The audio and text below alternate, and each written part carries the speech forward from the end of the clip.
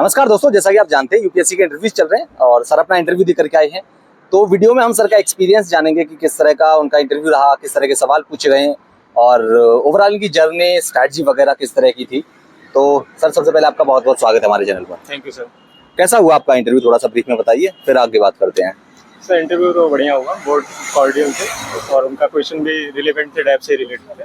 Okay, हाँ sir थोड़ा सा अपने बारे में बताइए कि आपका नाम क्या है, कहाँ से आए हैं, एजुकेशनल बैकग्राउंड वगैरह क्या है। सर मेरा नाम सत्यवीर सिंह है। मैं अयोध्या डिस्ट्रिक्ट से हूँ, उत्तर प्रदेश के। और मेरा एजुकेशनल बैकग्राउंड, मैंने बीएससी किया हुआ है और उसके बाद एमएससी किया हुआ है फिजिक्स में। और ये मेरा सेकंड अटेम्प्ट था and first interview. Okay, second attempt, पहला इंटरव्यू। तो कहाँ से शुरुआत हुई आपके इंटरव्यू की, कौन सा सवाल था पहला सवाल जो उन्होंने आपकी तरफ फेंका? पहला सवाल उन्होंने मेरे हॉबी से पूछा था कि आप पोइट्री राइटिंग करते हो और हिंदी पोइट्री राइटिंग करते हो, तो आपका कितने युग हैं जो है हिंदी साहित्य में, उनके बारे में उन्होंने सर ने क्वेश्चन किया। और सबके अलावा फिर क्वेश्चन अयोध्या से आया था, अयोध्या से कि प्रॉब्लम क्या राइज हो रही हैं और आपको कैसे टैकल करेंगे। कुछ क्वेश्चन नॉर्थ ईस्ट से आए थे कि नॉर्थ ईस्ट में क्या प्रॉब्लम है, कैसे टैकल करेंगे। और सेम सोसाइटी से भी कुछ क्वेश्चन पूछे गए थे। मेरा बैकग्राउंड फिजिक्स है, तो उन्होंने ये पूछा था कि फिजिक्स में आप फिजिक्स को आप एडमिनिस्ट्रेशन में कैसे इम्प्लीमेंट करेंगे। तो यही सब थे सवाल। सब वही लगे जो आपके एक्सपेक्टेड लाइन से, या कोई बाउंसर भी था? बाउंसर कह सकते हैं। शुरुआत में कुछ क्वेश्चन हुए जो उन्होंने, वो हिंदी साहित्य में घुस गए थे और उन्होंने कुछ कविताएं पढ़ी जो मैंने कभी सुनी नहीं थी, तो वो कुछ बाउंसर क्वेश्चन उससे थे और बाकी सारे एक्सपेक्टेड क्वेश्चन ही थे। अयोध्या से किस तरह के सवाल थे? अयोध्या से बस 2 क्वेश्चन ही पूछा था, मैम ने पूछा था। उन्होंने कहा कि ये बताइए कि अयोध्या में प्रॉब्लम क्या राइज हो रही है प्रेजेंट टाइम में और आप उसको टैकल कैसे करेंगे, बस। ओके, आपका ऑप्शन क्या है, फिजिक्स या कोई और है? ना सर, मेरा ऑप्शनल सोशियोलॉजी है। अच्छा, यहाँ से कोई सवाल? सोशियोलॉजी से एक क्वेश्चन आया था, उन्होंने पूछा था कि संस्कृताइजेशन का क्या होता है, और फिर ये पूछा था कि प्रेजेंट टाइम में अर्बनाइजेशन में क्या कास्ट अभी भी प्रेजेंट है कि खत्म हो गई। अच्छा, थोड़ा सा अपना प्रीलिम्स की स्ट्रेटजी मुझे बताइए, किस तरह की स्ट्रेटजी आपने फॉलो करी प्रीलिम्स में, और क्या कुछ चीज़ें थी जो आपको लगता है कि नहीं ये चीज़ें जो मैंने अप्लाई करी या नहीं कर पाया मैं, वो होनी चाहिए कि एस्पिरेंट के पास में उनको करनी चाहिए इन सब चीज़ों को प्रीलिम्स को क्रैक करने के लिए? प्रीलिम्स को क्रैक करने के लिए मेरे हिसाब से सर एक ही होना चाहिए, लिमिटेड आप रिसोर्स रखिए, ज़्यादा के पीछे मत भागिए। और सेकंड ये होता है कि आप जितना ज़्यादा टेस्ट हो सके टेस्ट दीजिए और प्रीवियस ईयर देखिए। और प्रीवियस ईयर तो वही की है, सबसे पहले आपको प्रीवियस ईयर आपको अच्छे से जानना चाहिए और जितना हो सके उतना टेस्ट दीजिए, बस यही स्ट्रेटजी मेरी रही है। अच्छा, प्रीवियस ईयर की बात करिए आपने, पीवाईक्यूज को किस तरह से लगाया जाए, क्या करना चाहिए कि मतलब पीवाईक्यूज हमने लगा लिए और छोड़ दिए, या फिर उनको एक सब्जेक्ट की तरह लिया जाए, बार बार उनका रिवीजन किया जाए, या कुछ और नई उनमें कुछ और अप्रोच अपनानी चाहिए? नहीं, पीवाईक्यू को रिवाइज करना और अच्छे से देखना कि वहाँ से क्वेश्चन, क्योंकि कभी कभी क्या होता है कि वहाँ के ऑप्शन से क्वेश्चन बन जाते हैं, तो हमें पीवाईक्यू को तो एकदम ये समझ चलना है कि वो हमारा एक मटेरियल है जिसको हमें बार बार रिवाइज ही करते रहना चाहिए। सो पीवाईक्यू मस्ट है ये प्रीलिम्स के लिए।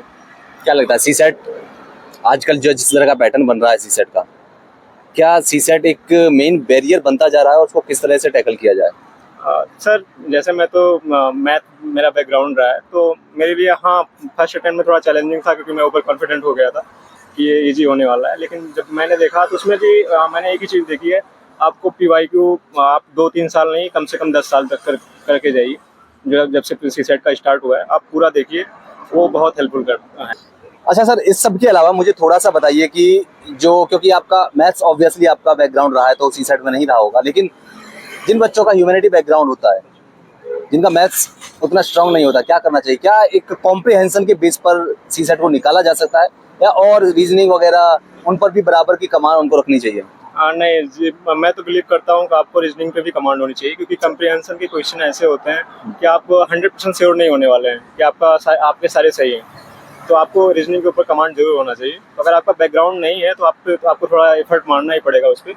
और मेरे हिसाब से अगर आप पीवाईक्यू को ढंग से कर रहे हैं, वहाँ से स्टडी कर रहे हैं कि कौन से क्वेश्चन आ रहे हैं, आप उनके पीवाईक्यू के ही नोट्स बना रहे हैं, वो सीसेट में काफ़ी हेल्पफुल होंगे। सर थोड़ा सा रिसोर्सेज बताइए अपने, क्योंकि कई बार बच्चे कंफ्यूज होते हैं रिसोर्सेज के लेकर के, क्योंकि बहुत सारा मार्केट में अथाह मटेरियल है, स्टैंडर्ड बुक्स के बारे में सभी को पता होता है ज़्यादातर। थोड़ा सा यहाँ से वैल्यू एडिशन आपको लग रहा है कि नहीं यार ये रिसोर्सेज ऐसे होते हैं जो बच्चे जो जिनको फॉलो नहीं कर पाते हैं, तो उन सभी की थोड़ा सा बताइए रिसोर्सेज वगैरह थोड़ा डिटेल में। सर मेरा रिसोर्सेज काफ़ी लिमिटेड रहा है। मैंने जो है अगर देखा जाए तो मैंने बुक्स कोई नहीं पढ़ी थी। अच्छा। मैंने कोचिंग की हुई तो मटेरियल वही सब। हाँ, मैंने कोचिंग की जो क्लास नोट्स थी उनको रिवाइज किया था। और मैंने लक्ष्मीकांत के कुछ चैप्टर देखे, लेकिन मुझे वो रियलाइज हुआ कि वो केवल प्रीलिम्स में ही हेल्पफुल है, मेंस के लिए वो नहीं हेल्पफुल होने वाला। तो मैंने लक्ष्मीकांत भी छोड़ दी थी, नहीं पढ़ी थी। अच्छा। और फिर मैंने जब PT 365 प्रीलिम्स के लिए रेफर किया था, करंट अफेयर्स के लिए, मैंने मैगजीन भी कोई नहीं पढ़ी थी। और उसके बाद मेंस 365 आया तो मैंने मेंस के लिए रेफर किया था। बाकी अगर देखा जाए तो मैंने फोकस ये दिया था कि मेजर जो सब्जेक्ट होते हैं ऑप्शनल, एथिक्स और एसए, उन पे ज़्यादा फोकस रहना चाहिए, क्योंकि जीएस तो कैसे भी होगा वो नॉर्मल हो जाता है। तो मैंने जीएस के लिए मेन 365 अपनी कोचिंग की क्लास नोट्स जो थी उनको रेफर किया था। और बाकी मेरा मेन फोकस मेरे ऑप्शनल और एथिक्स और एसए पे ही था। ओके सर, आपने PT 365 और मेंस का 365 जो आता है विजन का, उसके बारे में थोड़ा सा जिक्र किया, तो मुझे थोड़ा सा ये बताइए कि 2026 में जो बैठेंगे बच्चे, क्या वो, क्योंकि PT में तो PT 365 में करंट अफेयर होता है, मेंस 365 को अभी से किया जा सकता है प्रैक्टिस के तौर पर, या जिससे उनका एक इस तरह का मतलब आंसर राइटिंग में उनका फोकस करने के लिए? जी बिल्कुल, मैंने वहाँ पे मेन 365 को जो देखा था इस बार, उसके आंसर काफ़ी जनरल होते हैं। मतलब जो पॉइंट वहाँ पे होते हैं वो आप ऐसा जरूरी नहीं कि आप इकोनॉमिक्स के पॉइंट आप इकोनॉमी में यूज़ करें, सोसाइटी में भी यूज़ कर सकते हैं, और वो काफ़ी हेल्पफुल होते हैं। पॉइंटर वाइज उनकी नोट्स होती है, और जो काफ़ी हेल्पफुल होती है। मेंस के लिए आप कंप्रिहेंसिव एक नोट्स होती है। अच्छा। तो आप उसको रिफर कर सकते हैं। तो 2026 वाले अभी से उनको कर सकते हैं थोड़ा सा प्रैक्टिस उसमें सब में? जी बिल्कुल कर सकते हैं, वहाँ से उनकी शॉर्ट नोट्स भी बन सकती है अच्छी सी। हाँ। तो वो ना कि टोटली रिलाई नहीं होना चाहिए उस पर, क्योंकि आपको बेसिक तो अगर नहीं कवर होगा तो आप मेन 365 करने का कोई मतलब भी नहीं है। तो फर्स्ट अपना बेसिक कवर कीजिए, उसके बाद आप मेन 365 पर जाइए और प्रीवियस ईयर क्वेश्चन लिखना स्टार्ट कीजिए। अगर वहाँ से आपके क्वेश्चन निकल रहे हैं तो आप फॉलो कीजिए, क्योंकि जरूरी नहीं यूपीएससी में मेरी स्ट्रेटजी आप पे वर्क। एग्जैक्टली। थोड़ा सा सर मुझे बताइए, चैलेंजेस क्या क्या फेस करेंगे आपने टोटल तैयारी के दौरान? जो भी चैलेंजेस, चाहे मटेरियल से रिलेटेड हो, चाहे पढ़ाई से रिलेटेड हो, मेंटल कोई प्रॉब्लम हो, किसी भी तरह की जो चैलेंजेस जो फेस करता है यूपीएससी एस्पिरेंट, वो जरा बताइए। चैलेंजेस सर फर्स्ट यही रहती है कंटिन्यूटी बनाना बहुत बड़ा चैलेंज होता है। और सेकंड होता है मोटिवेशन। जैसे इंटरव्यू का स्टेज इतना लेट होता है तो हमें बार बार ये परेशानी होती है कि पता नहीं मेरा लिस्ट में होगा कि नहीं होगा, या कैसे इंटरव्यू जाएगा। तो ये मोटिवेशन काफ़ी चाहिए होता है। और सेकंड तो कंटिन्यूटी, आपको एक साल तो ये समझ के चलिए आपको 5 से 6 8 घंटे मान के चलिए आपको पर डे देना ही देना है। तो वो थोड़ा एक बड़ा चैलेंजिंग टास्क है। तो अभी क्या थोड़ा सा रिलैक्स फील कर रहे हैं? अभी इंटरव्यू हो गया, जो एक जब प्रीलिम से बैठते हैं या तैयारी कर रहे हैं तो हमारा एक यही होता है कि यार इंटरव्यू हम पहुंचेंगे कब, पता नहीं पहुंचेंगे ना पहुंचेंगे, अभी कैसा फील कर रहे हैं? बहुत रिलैक्स फील कर रहा हूँ। मेरा इंटरव्यू खत्म हुआ है तो 1-2 दिन तो थोड़ा आराम करूंगा, और उसके बाद फिर से मुझे प्रीलिम्स पे लगना है, क्योंकि मुझे भी नहीं पता है कि मेरा क्या होने वाला है। तो फिर से आंसर राइटिंग का अप्रोच और बता दीजिए थोड़ा सा, फिर इस इंटरव्यू को हम कंक्लूड करेंगे। सर आंसर राइटिंग का अप्रोच मेरा यही रहा था कि मैंने पहले स्टार्ट किया था डेली आंसर राइटिंग से, एक आंसर मैं लिखता था स्टार्टिंग में। और फिर उसके बाद मैंने मिनी टेस्ट दिए, और मिनी टेस्ट खत्म होने के बाद मैंने पिछले ईयर जब मेरा प्रीलिम्स में नहीं हुआ था, उसी के बाद मैंने मिनी टेस्ट स्टार्ट किए थे लिखने। और मैंने सितंबर से मैंने फुल लेंथ टेस्ट स्टार्ट कर दिए थे, जो कि मैंने कंटिन्यूसली फरवरी तक दिया था।